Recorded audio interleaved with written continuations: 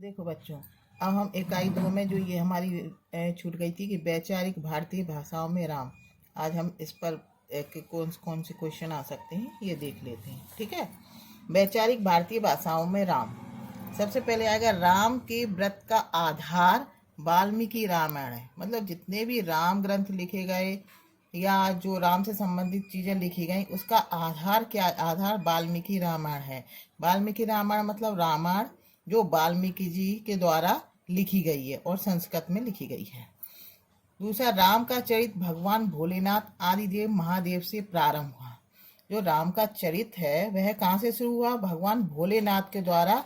इसका आदिदेव का यदि पूछा जाए कि राम का चरित कहाँ से शुरू हुआ, तो राम का चरित भगवान भोलेनाथ आदिदेव महादेव से प्रारंभ हुआ। उसके बाद रामायण लिखी गई, फिर धीरे धीरे धीरे धीरे कवि आखिरी में मैथिली क्षण गुप्त, और उसके बाद भी राम के विषय में लिखा गया। आदि कवि वाल्मीकि के रामायण के बाद ही साहित्य और समाज राम का परिचय आया। जो आदि कवि वाल्मीकि जी हैं उनके बाद, रामायण के बाद जो उन्होंने रामायण लिखी उसके बाद ही साहित्य में और समाज में राम का परिचय आया। जो हमारा साहित्य है, जैसे हम साहित्य पढ़ते हैं लैंग्वेज, हिंदी साहित्य, अंग्रेजी साहित्य, से हिंदी साहित्य में और समाज में, समाज के लोगों ने पहचाना राम को। कौन सी? वाल्मीकि जी ने जो रामायण लिखे। श्री राम का चरित व्यास रचित महाभारत में भी रामोपाख्यान के रूप में आरण्यक पर्व, वन पर्व में प्राप्त होता है। राम का चरित हमें महाभारत जो वेद व्यास जी ने लिखी है, महाभारत किसने लिखी है? वेद व्यास जी ने। तो महाभारत में भी जो एक पर्व है, पर्व मतलब चैप्टर, वहाँ पे पाठ को, चैप्टर को पर्व बोला गया है। जो पर्व है रामोपाख्यान के रूप में आरण्यक पर्व, आरण्य नाम का पाठ, और वन पर्व में प्राप्त होता है।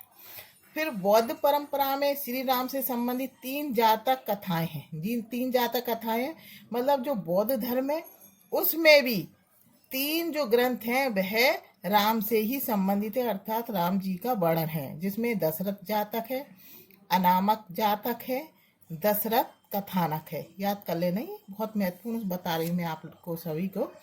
जैन साहित्य में राम कथा संबंधी प्रमुख ग्रंथ, और फिर जैन साहित्य आ गया। पहले बौद्ध साहित्य आया, फिर जैन साहित्य। जैन साहित्य में राम कथा संबंधित प्रमुख ग्रंथ हैं। रचना, भाषा और रचनाकार, मतलब रचना कौन सी है, भाषा कौन सी और रचनाकार।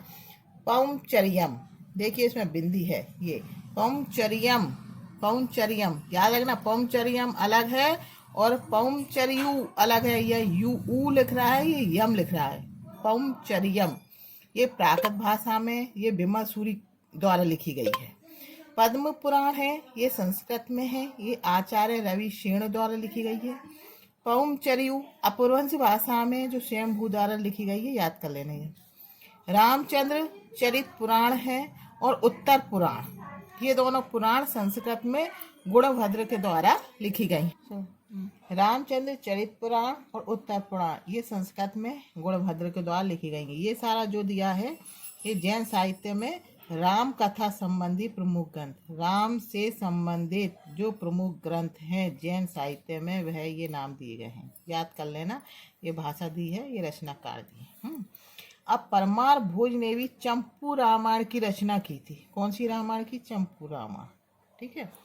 पुराणों में राम को विष्णु का अवतार माना गया। पुराणों में राम को किसका अवतार माना गया? विष्णु का। कुबेरनाथ राय ने रामायण महातीर्थम, रामायण महातीर्थम याद रखना। कुबेरनाथ राय ने रामायण महातीर्थम नामक पुस्तक लिखी। राम काव्य वाल्मीकि के बाद स्वामी रामानुजाचार्य ने खड़ा किया राम काव्य को, जो रामानुजाचार्य का सम्मत है 1073 में। 1073 में ये पैदा हुए थे रामानुजाचार्य। ठीक है। उसके बाद हम पढ़ते हैं था रामानुजाचार्य ने विशिष्टाद्वैत दर्शन दिया। ये याद कर लेना। जैसे शंकराचार्य जी ने अद्वैतवाद का दर्शन दिया था ना, ऐसे रामानुजाचार्य ने विशिष्टाद्वैत, विशिष्टाद्वैत याद कर लेना। ऐसे याद कर लेना, रामानुजाचार्य विशिष्ट देते हैं। ठीक है। रामानुजाचार्य आपको क्या देते हैं? विशिष्ट देते हैं। विशिष्ट आने विशेष देते हैं, दर्शन दिया, विशेष दर्शन देते हैं, विशिष्ट देते हैं, क्या देती है? दर्शन, रामानुजाचार्य। ठीक है। अब रामानुजाचार्य के विशिष्ट दर्शन के अनुसार चिदिशिष्ट ब्रह्म के ही अंश जगत के सारे प्राणी हैं। उन्होंने विशिष्ट जो देते हैं विशेष दर्शन, उसके अनुसार उन्होंने क्या बताया, ये मैं याद करने के लिए बता रही हूँ विशेष दर्शन, लेकिन इसका अलग अर्थ होता है। विशिष्टाद्वैत दर्शन के अनुसार चिदिशिष्ट ब्रह्म के ही अंश जगत के सारे प्राणी हैं। कौन से हैं ब्रह्म के? चिदिष्ट ब्रह्म। ठीक है। रामानुजाचार्य के श्री संप्रदाय में विष्णु या नारायण की उपासना है। रामानुजाचार्य ने कौन सा संप्रदाय बनाया? श्री संप्रदाय। ठीक है ना। बात कौन सा चलाया? विशिष्टाद्वैत। ठीक है ना। और विशिष्टाद्वैत दर्शन के अनुसार क्या है? चिदिष्ट। ठीक है। अब विष्णु के भक्त संतों को अलवार कहते हैं। तो क्या है कि ये अलवार संत क्या थे? दक्षिण में थे। दक्षिण में जो भक्त कहलाए, जिन्होंने राम का प्रचार प्रसार किया दक्षिण भारत में, उन संतों को कहा गया अलवार। ठीक है ना। अलवार वह संतों को क्या कहा गया? अलवार कहा गया उनको। ठीक है ना। और अलवारों की संख्या कितनी थी? 12 थी। अलवार संत कितने थे? 12 थे। याद रखना, ये बहुत महत्वपूर्ण है। अलवारों की संख्या कितनी थी? 12 थी। नकमालवार राम की पादुका के अवतार माने जाते हैं। जो राम की पादुका है, जैसे आप कहते हैं ना लक्ष्मण जी शेषनाग के अवतार थे। ठीक है। इसी तरह ये भी माना जाता है कि नकमालवार जो थे वो राम की पादुका मतलब जो पैरों में चप्पल पहनते हैं ना, वह पादुका, जैसे पादुका पहनते थे, मतलब कि लकड़ियों की जो चप्पल पहनते थे उन्हें पादुका कहते थे। ठीक है ना। तो वह पादुका के अवतार माने जाते थे। कौन? नकमालवार। भारतीय भाषाओं में राम के विभिन्न आयामों मतलब कई तरह के, विविधताओं में आयामों का कवियों ने जिस आधार पर वर्णन किया उसे रामायण या रामोपाख्यान कहा गया। भारतीय भाषा राम के विभिन्न आयामों मतलब विभिन्न चरित्रों को, विभिन्न चीज़ों को, उनके कथाओं को जो कवियों ने जिस आधार पर वर्णन किया वह रामायण या रामोपाख्यान कहा गया। राम कथा पर आधारित ग्रंथ 300 से लेकर 3000 तक की संख्या में है।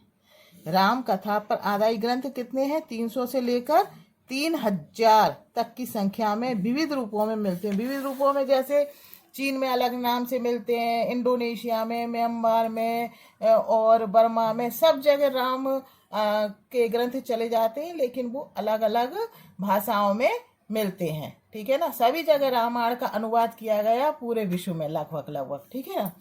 अब हम देखते हैं रम धातु में ये घा है।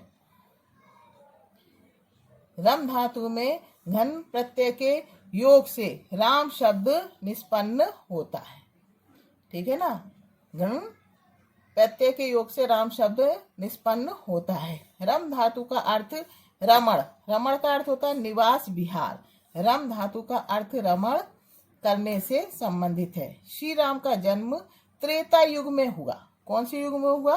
त्रेता युग में हुआ। ठीक है ना।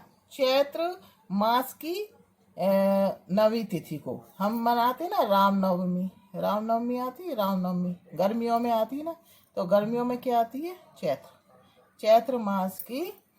चैत्र मास की जो हिंदी के मास चलते हैं ना, कुंवार, कार्तिक, आषाढ़, जेठ, ऐसे, तो ये चैत्र मास जो आता है, महीना आता है, उसमें रामनवमी जो तिथि आती है उस दिन त्रेता युग में हुआ था। राम कथा का मूल आधार है वाल्मीकि रामायण।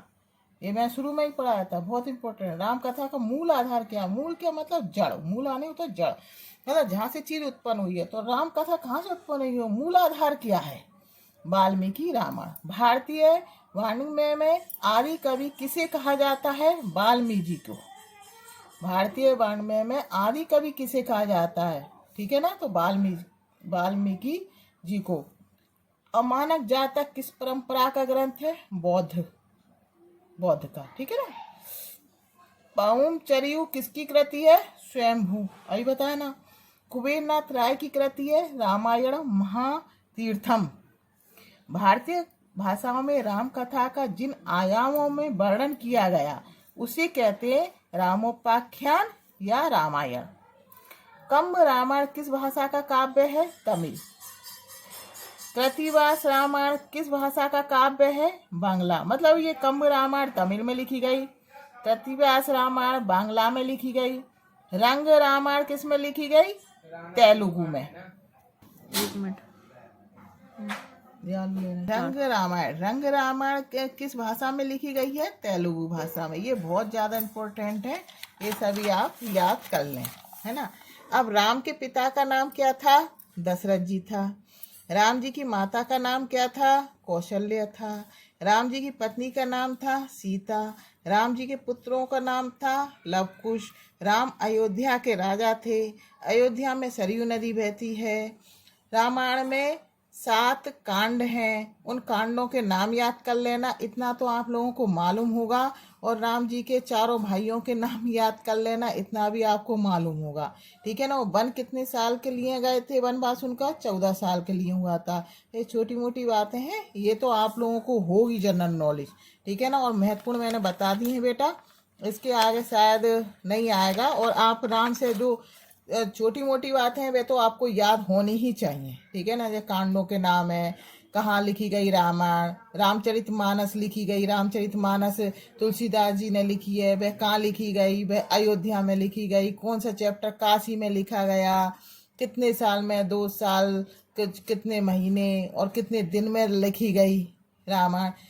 रामचरितमानस, ठीक है ना। रामायण वाल्मीकि जी ने लिखी है, रामचरितमानस तुलसीदास जी ने लिखी है, ठीक है बेटा। Best of luck.